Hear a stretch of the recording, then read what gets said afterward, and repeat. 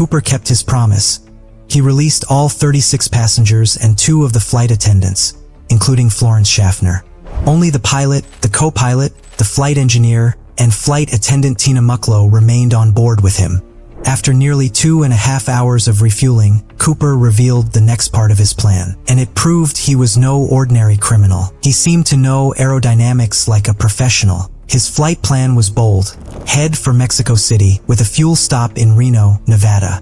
But his instructions to the crew were chillingly precise. The plane had to stay under 10,000 feet, flying at less than 200 knots, around 370 kilometers per hour, landing gear down, flaps at 15 degrees, cabin pressure normal. It was the perfect setup for a parachute jump from a Boeing 727, a maneuver that, at higher speed or altitude, would have been suicide. Most crucially, Cooper gave the crew one unusual instruction. He told them about the plane's rear stairway, the aft stairs, that could be lowered in mid-flight.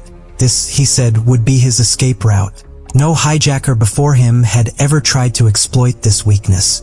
At around 7:40 p.m., Flight 305 took off again from Seattle, disappearing into the night. The U.S. Air Force scrambled 2 F-106 fighter jets to follow, but the hijacked plane was flying low and slow, making it almost impossible for the jets to get close. They never actually saw Cooper jump. Somewhere between Seattle and Reno, Cooper gave flight attendant Tina Mucklow one final order: lock the cockpit door. The crew was sealed inside, cut off from whatever was happening in the cabin. Not long after 8 p.m., a warning light came on, indicating the rear stairs had been lowered. Then, at 8:13, the pilots felt the plane suddenly lift at the back, as if something heavy had fallen away. Dan Cooper had jumped into freezing night air, over the dense, unforgiving forests of southwest Washington, carrying 2 parachutes and $200,000 in cash.